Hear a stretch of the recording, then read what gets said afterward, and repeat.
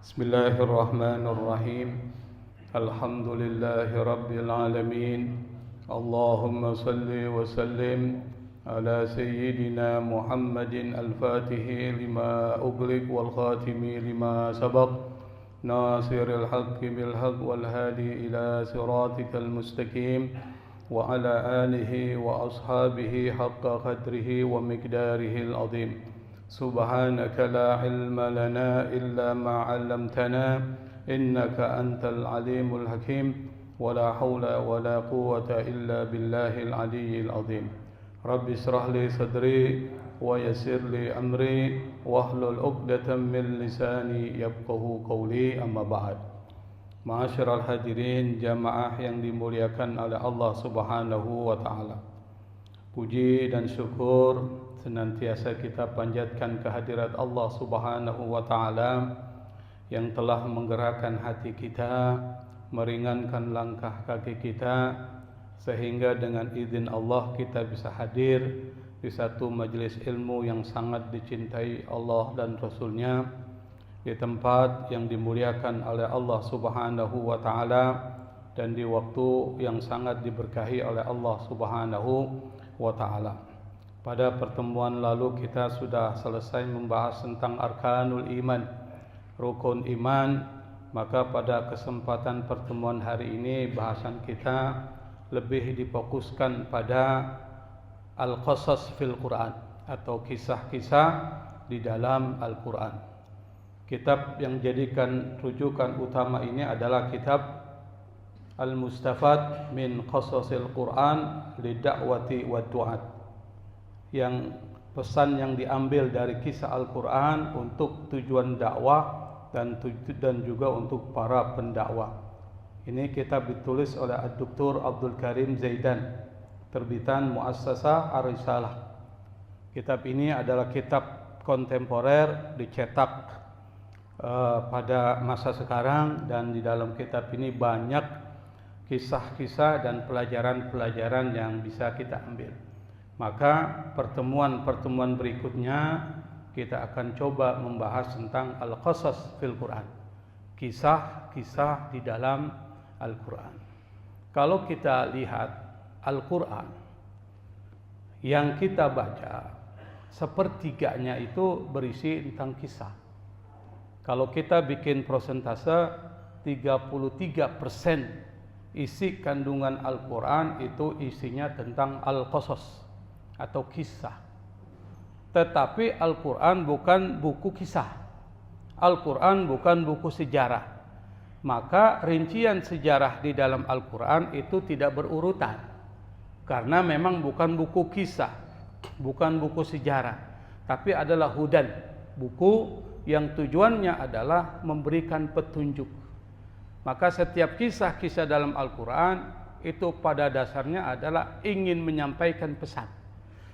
Apa pesan-pesan moral yang kalau itu dipetik maka orang akan mendapatkan kebahagiaan dunia dan kebahagiaan akhirat. Kenapa banyak kisah disebutkan Al-Quran? Strategi Allah untuk menarik orang mendapatkan petunjuk. Maka salah satu cara adalah dengan kisah.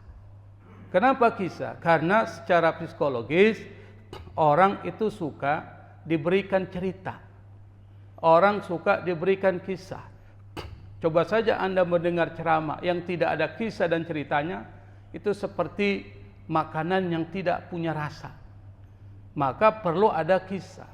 Strategi Allah Subhanahu wa taala dalam Al-Quran adalah memaparkan kisah-kisah tersebut, dari kisah orang-orang sukses dan kisah orang-orang yang dihancurkan oleh Allah. Tujuannya adalah i'tibar, mencari pelajaran atau yang disebut ibrah. Wa inna fi qasasihim la ibratun liulil albab. Kata Allah dalam surat Yusuf yang di akhir, ketika Allah jelaskan cerita tentang Nabi Yusuf lengkap, Allah mengatakan wa fi qasasihim la'ibratun liulil albab. Dalam kisah-kisah mereka itu ada la'ibrah, lamnya lam taukid dalam bahasa Arab. La'ibratun, benar-benar ada ibrah. Apa tuh ibrah? Sesuatu yang bisa ditarik, dipetik sesuatu yang bisa diambil sebagai pelajaran, yang biasanya yang ngambil bukan orang sembarangan. Siapa? Liulil albab. Orang yang pakai otaknya nih. Orang yang gunakan otaknya secara benar. Tapi kalau orang tidak menggunakan otaknya, apalagi dia salah dalam menggunakan otaknya, dia akan nggak ambil pelajaran dari kisah tersebut. Maka kisah-kisah yang disebutkan Allah Subhanahu wa taala dalam Al-Qur'an, pertama strategi ngajak orang untuk lurus hidupnya.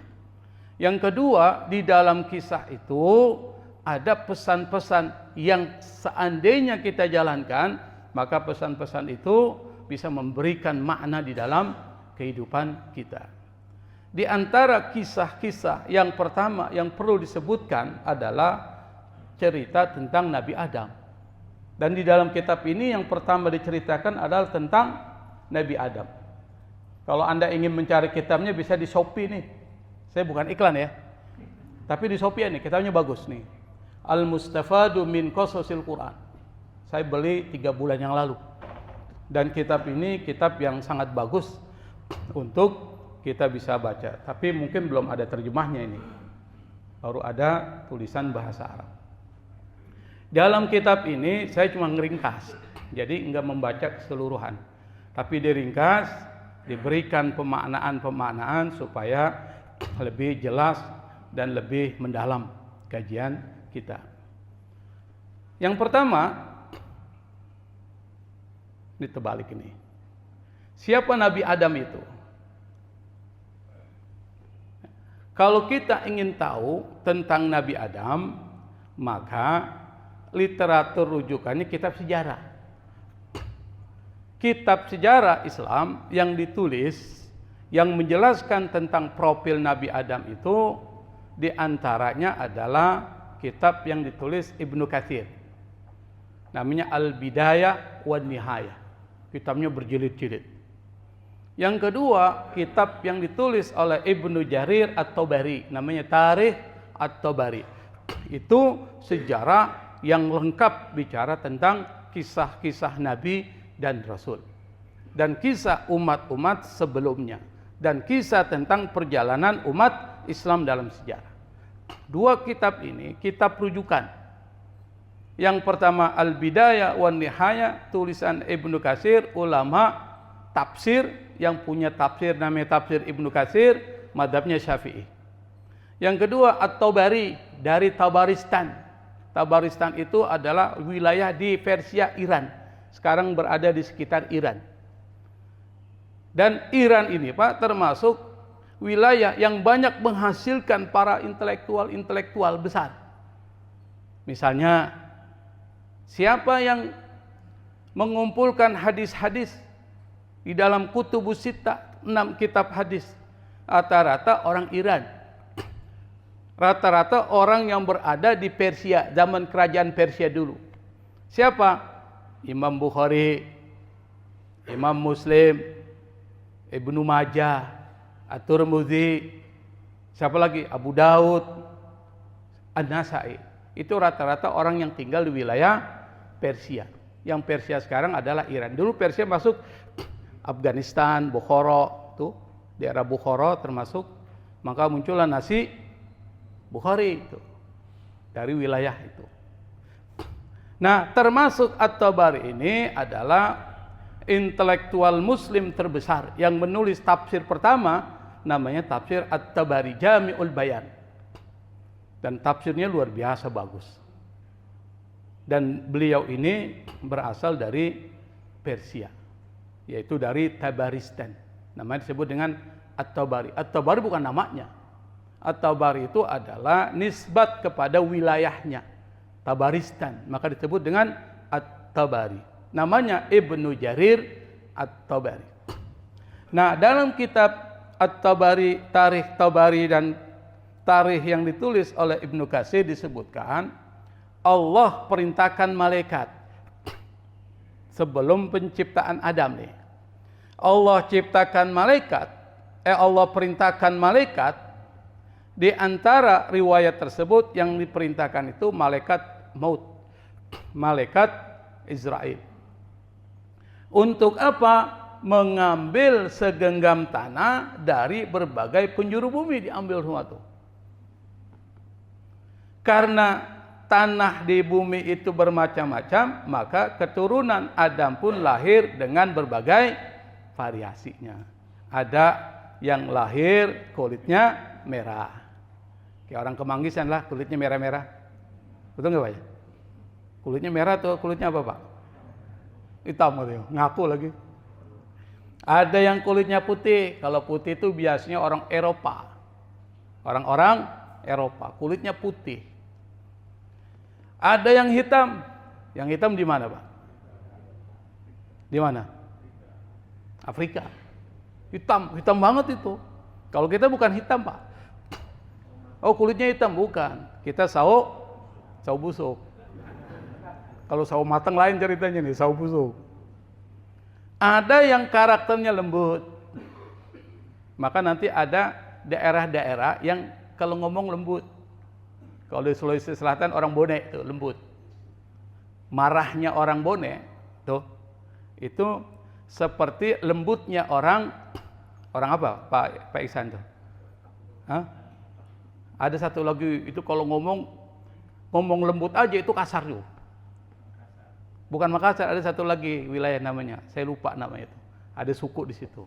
Tapi yang paling lembut tuh Bone. Bone itu kalau marah suaranya nggak keras, dia suaranya pelan.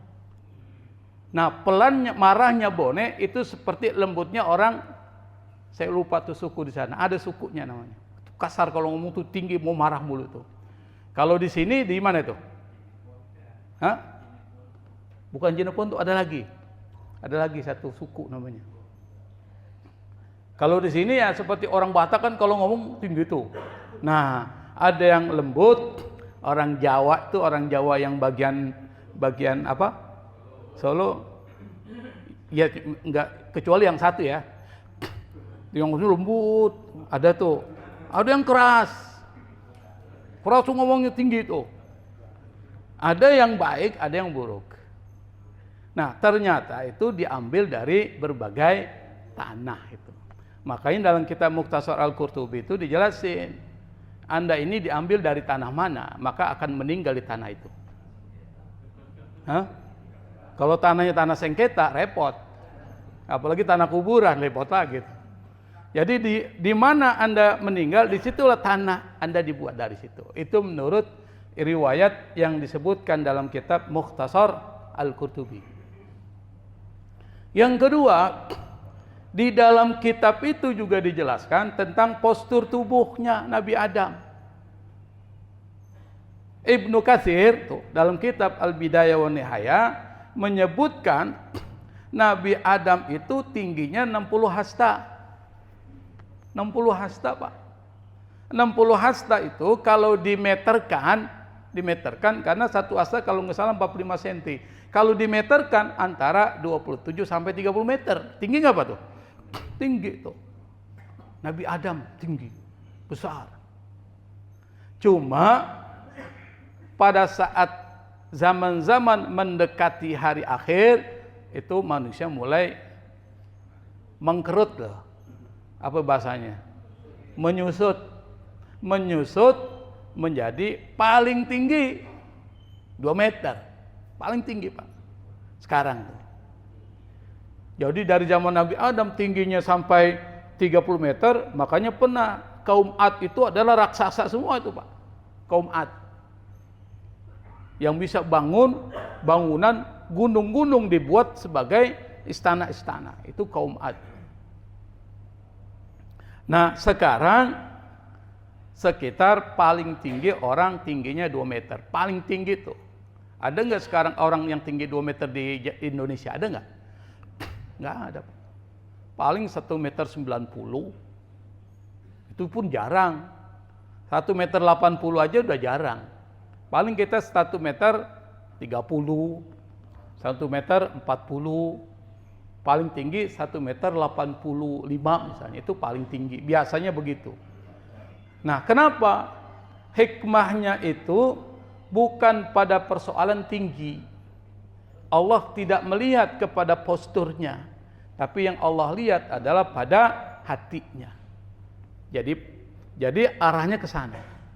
Yang ketiga,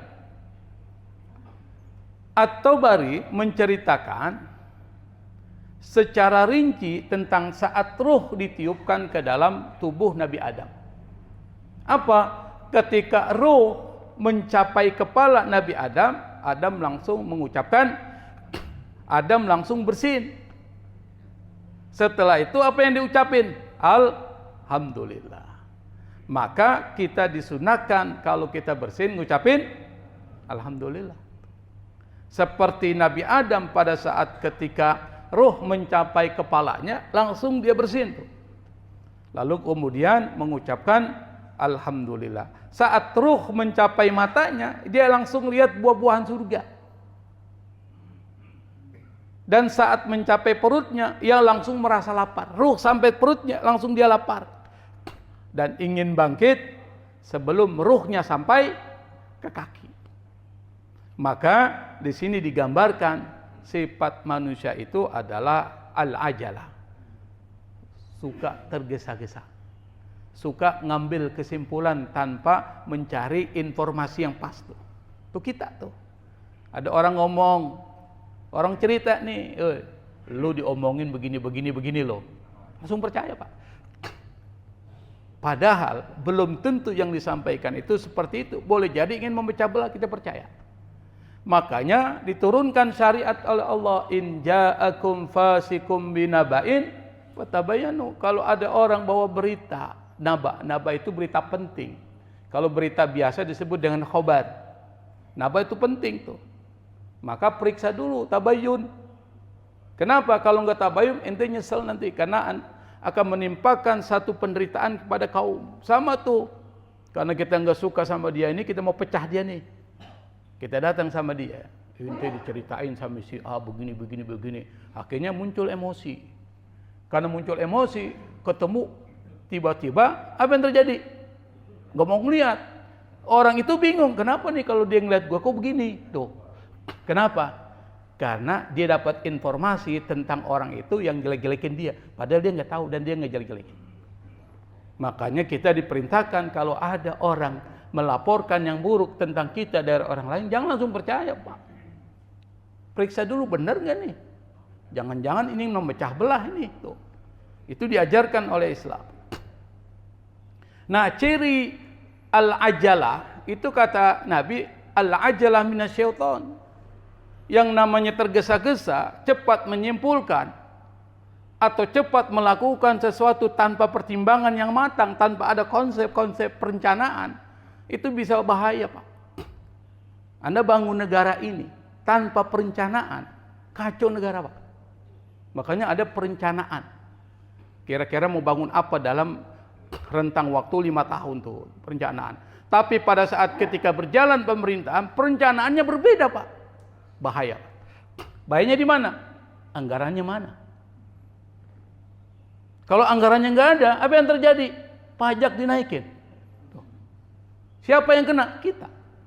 Pajak dinaikin, maka kata seorang dia mengatakan seorang pemimpin dianggap tidak berhasil kalau dia menarik pajak dari rakyatnya lebih dari 80%. Dan semua kegiatan pemerintahan dibiayai oleh pajak itu dianggap gagal. Pemerintahan yang berhasil ketika dia menggunakan sumber daya alamnya untuk menjalankan negaranya dan rakyat diringankan dari pajak, kalau perlu dibebaskan dari pajak. Itu baru negara yang sukses.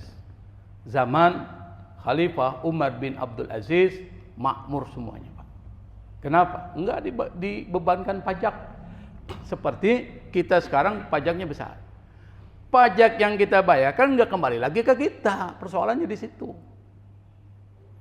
Jadi kan maksudnya, misalnya kita bayar pajak nih, tapi nggak kembali lagi kepada peruntukan kita. Itu yang kita lihat ya. Soal benar tidaknya nanti bisa dilihat. Nah, di sini dari penciptaan ini bisa kita simpulkan manusia itu modelnya begitu. Tergesa-gesa, cepat menyimpulkan. Sehingga kemudian banyak terjadi konflik karena cepat menyimpulkan. Sama, kita dapat informasi tentang A, B, C pemimpin begini, tapi kita nge-cross check, salah juga, Pak. Harus cross check, benar nggak nih, gitu. Kan banyak sekali menyebar di media sosial tentang A, B, C, D. Langsung kita terima saja, jangan cek dulu. Benar nggak sih yang diucapin? Nah, setelah benar, baru memberikan sikap. Itu maksudnya. Dan ini udah diajarkan oleh Allah Subhanahu wa Ta'ala. Yang berikutnya, sebelum kita masuk bagaimana Al-Quran cerita tentang Nabi Adam, yang itu potongannya bukan potongan yang lengkap, tapi terpisah-pisah, kita gabungin nanti. Jadi, satu kronologis yang utuh. Karena dari ayat-ayat itu terpisah-pisah, tapi kita satukan. Pada saat ketika Allah memperlihatkan seluruh ruh keturunan Nabi Adam, diperlihatkan nih oleh Allah. Keturunanmu ya Adam, nih arwahnya, ruh-ruhnya begini. Dia lihat ada satu kilauan cahaya pada ruh Nabi Daud. Dia lihat, Adam ngelihat tuh. Setelah dilihat, ternyata umur Nabi Daud hanya 60 tahun. 60 tahun. Mengetahui cucunya yang bernama Nabi Daud usianya 60 tahun, Nabi Adam bilang sama Allah, ya Allah, saya hibahkanlah 40 tahun jatah umurku buat dia. Dihibahkan 40, jadi berapa? Jadi berapa? Hah? 100. Jadi 100. Nah, pada saat ketika Nabi Adam mau meninggal usia 960, kan dia 1000 tuh, 960 kan? Awalnya 1000. Pada saat usia 960 tahun, Adam mau dicabut nyawanya sama malaikat maut. Kata Nabi Adam, kan masih ada 40 tahun lagi. Tuh. Nabi Adam lupa. Lupa dia pernah memberikan jatah umurnya sebanyak 40 tahun. Maka ciri manusia yang kedua adalah pelupa. Betul Pak ya? Pelupa. Yang pertama tergesa-gesa. Yang kedua pelupa, apalagi utang. Lupa banget tuh. Saya kalau ngasih utang tuh kadang-kadang udah dengan pikiran, udahlah kalau nggak bisa bayar, dikelasin aja lah. Kenapa? Kadang-kadang dia lupa. Atau dia punya uang nggak mau bayar. Makanya kalau utang piutang dalam persoalan bisnis, hitam di atas putih, harus ada hitam di atas putih. Tapi kalau untuk makan nggak usah lah. Dia ngutang nih untuk makan, nggak usah ditulis. Kalau dia bayar, alhamdulillah. Kalau dia nggak bisa bayar, ikhlaskan aja. Anggap itu bagian dari memudahkan urusan umat Islam dan bagian dari sedekah dan pahalanya besar. Kenapa pahalanya besar? Karena mempermudah urusan umat Islam. Maka Nabi Adam alaihissalatu wassalam meninggal di usia 960 tahun. Dan pada saat ketika Nabi Adam wafat, Imam At-Tabari menceritakan dalam kitabnya itu, para malaikat turun tuh. Ini kan kita singkat aja, dari lahir sampai wafat turun dia. Bawa kain kafan, bawa sesuatu yang disebut dengan balsam dari surga, buatannya made in heaven ini Pak. Apa made in heaven? Buatan dari surga loh. Kalau kita kan made in Japan, made in China, yang paling banyak buatan Cina kita. Balsam kita buatan Cina nih. Ini buatan surga. Lalu malaikat ngajarin kepada Nabi Syed bagaimana cara memandikan, cara mengkafani, cara menyalatkan, dan cara menguburkan jenazah manusia dengan benar. Nah, itulah menjadi syariat. Syariat dari zaman Nabi Adam sampai zaman Nabi Muhammad sallallahu alaihi wasallam itu sama, memandikan jenazah, nggak berubah. Salatnya juga sama. Makanya orang pernah nanya sama saya, Ustaz, salatnya Nabi Adam gimana? Seperti ente salat. Salatnya Nabi Nuh seperti apa? Seperti ente salat.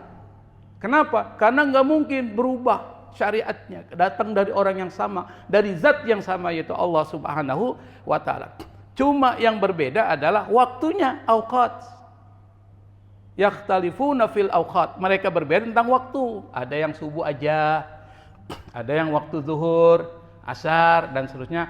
Kita umat Nabi Muhammad sallallahu alaihi wasallam menggabungkan waktu-waktu tersebut jadi 5 waktu. Subuh, sholat nggak kita? Zuhur, asar, maghrib, isya, kena semua. Digabungkan jadi 5 waktu. Kenapa? Karena syariat Nabi Muhammad SAW adalah syariat terakhir menyempurnakan syariat sebelumnya. Termasuk jenazah, sholat jenazah sama.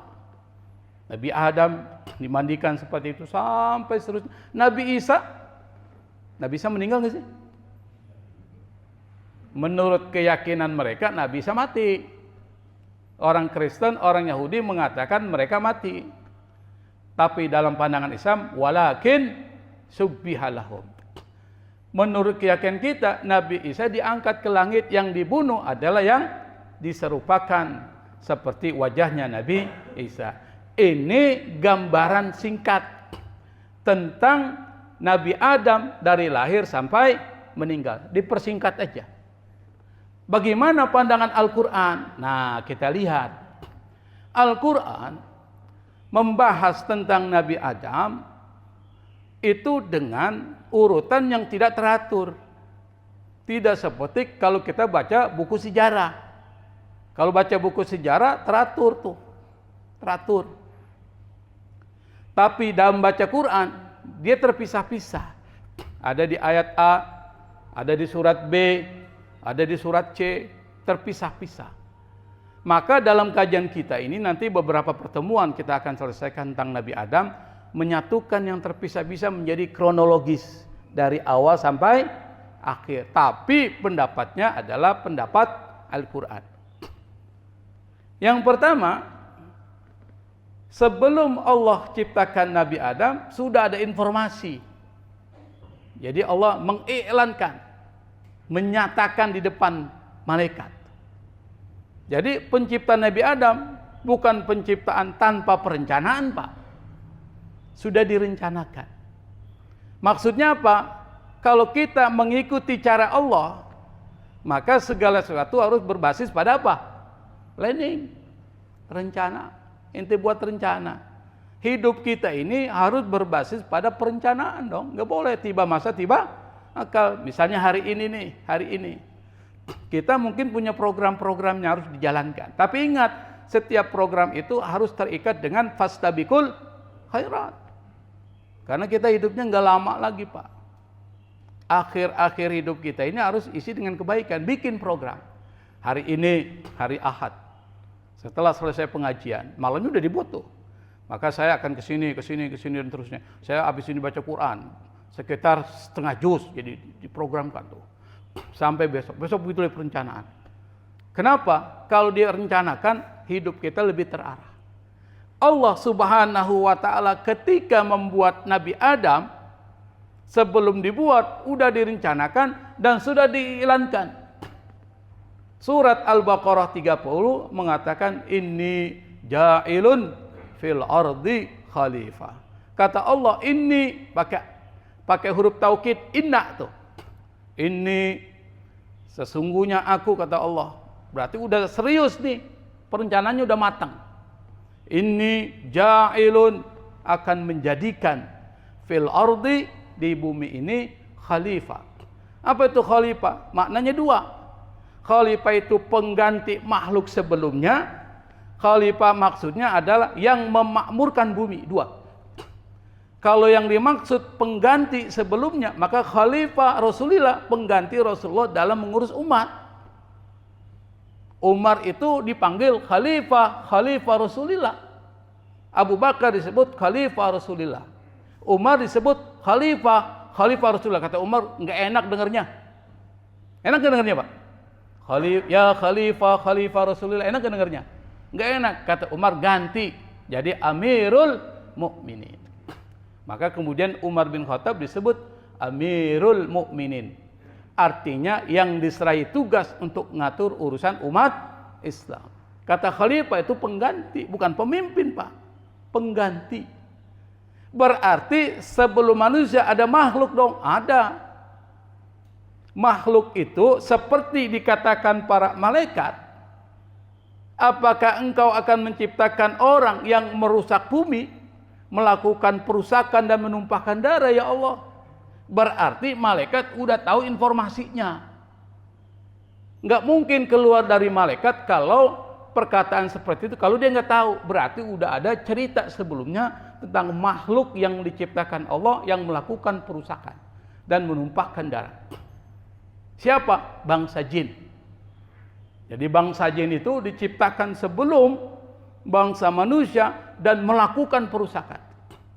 Makanya kata Allah dalam Al-Quran, wa ma khalaqatul jinna wal insa illa liya'budun. Aku tidak menciptakan jin dan manusia. Mana yang lebih dulu? Manusia atau jin? Jin. Al-Quran mengatakan yang diciptakan lebih dulu adalah jin. Jin. Berarti yang melakukan perusakan kata malaikat itu bangsa jin. Ya Allah, apakah engkau akan menciptakan seorang yang melakukan perusakan di muka bumi dan menumpahkan darah? Berarti malaikat udah tahu sebelum ini ada makhluk yang modelnya begitu, maka dia protes. Bukan protes seperti kita protes kepada orang, tapi malaikat itu minta konfirmasi, minta penjelasan. Apa kata Allah? Inni a'lamu ma la ta'lamun. Aku ya malaikat lebih tahu dari kalian. Ada hikmah di balik penciptaan Adam nanti, dan kau akan tahu apa hikmahnya. Berarti bangsa sebelum diciptakan manusia, bangsa jin, yang mereka itu saling membunuh. Sampai-sampai kata Allah turun malaikat dipimpin oleh malaikat Jibril, para malaikat turun membasmi bangsa jin itu sampai mati, Pak. Dibasmi sampai kemudian ada satu yang masih kecil yang kemudian jadi iblis. Ya, yang masih kecil ini dibawa oleh para malaikat ke langit. Berarti bergaul dengan para malaikat. Bangsa jin yang masih kecil ini bahasanya itu masih balita. Balita itu berapa sih? Di bawah 5 tahun, masih muda, masih kecil. Dibawa oleh para malaikat, diasuh oleh para malaikat, berteman dengan malaikat, jadi baik enggak? Jadi baik. Maka kemudian saya lupa nih namanya nih, di dalam tafsir disebutkan namanya, saya lupa. Sebelum jadi iblis. Nah kemudian dia bersama dengan malaikat jadi orang baik, ibadahnya luar biasa. Imannya kepada Allah luar biasa. Pokoknya melebihi dari orang lain. Tuh. Sampai dalam satu riwayat pernah dia dikasih amanat untuk jaga surga. Jaga surga. Artinya apa? Orang yang imannya tinggi, patuh kepada Allah luar biasa, ibadahnya luar biasa. Pada saat penciptaan Nabi Adam, apa kata Allah? Sujudlah kalian semua. Ya kan? Itu kepada siapa? Wa iz qala rabbuka lil malaikati isjudu li Adam fasajadu. Ini khitabnya kepada siapa? Malaikat, Pak. Ingatlah ketika Tuhanmu berkata. Berkata kepada siapa? Lil malaika, bukan kepada jin. Kepada siapa? Malaikat.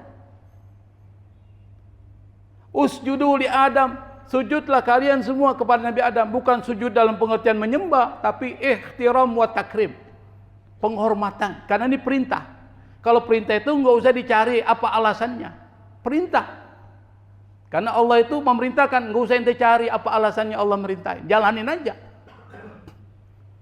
Para malaikat langsung sujud, nggak pakai nanya. Illa iblis. Loh, kok iblis masuk? Kan bukan malaikat. Karena iblis bersama para malaikat.